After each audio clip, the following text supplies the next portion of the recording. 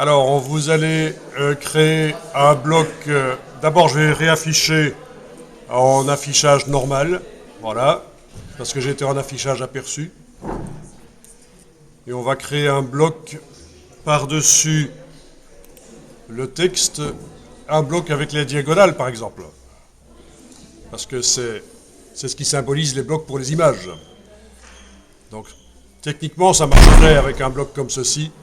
Mais on va prendre un bloc à diagonale et vous allez tracer. Voilà, vous tracez. Et puis vous allez le redimensionner avec la flèche noire de manière à ce qu'il recouvre une partie de la colonne. Donc ça, c'est la zone qu'une de vos images va occuper. Je vous laisse choisir. La faites pas trop grande quand même.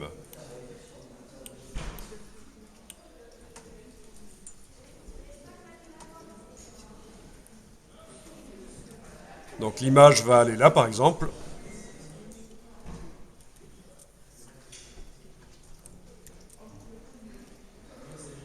Et donc si j'amène l'image là, le texte il sera plus visible. Donc il va falloir que je fasse quelque chose pour que tout le texte soit encore visible. Non, dans ce cas-ci, pas de la transparence. Autre chose qu'on a déjà utilisé. L'habillage, ben oui. C'est ce qu'il y a de plus simple. C'est vrai qu'on aurait pu mettre de l'espace après le paragraphe pour que l'image ait assez de place pour se mettre, mais on va faire ça de manière automatique avec l'habillage de texte. Donc vous allez chercher menu fenêtre, habillage de texte, fenêtre, habillage de texte, et vous allez enclencher, pendant que votre bloc là est sélectionné, vous allez enclencher la deuxième icône.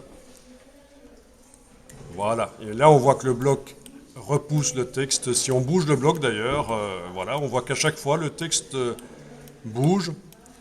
Donc tout le texte est vu en entier.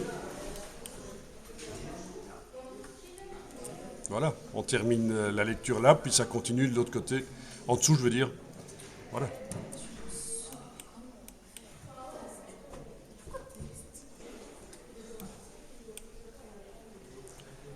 On va aller chercher une image et l'amener là-dedans. Donc votre bloc est sélectionné, vous faites menu fichier importer, et vous allez naviguer jusque à votre image. Pas celle sur fond blanc, mais une des autres. Donc, je vous rappelle, barre d'espacement sur le clavier, quand vous sélectionnez un fichier, permet de voir le fichier en grand. Bien. Donc, voilà, il est dedans, mais ça déborde. Si vous enfoncez le bouton de la souris, après avoir double-cliqué sur le bloc, vous voyez que l'image, elle est très grande.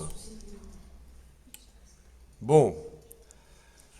Avec la flèche noire, cliquez à côté, on va recliquer sur le bloc simplement.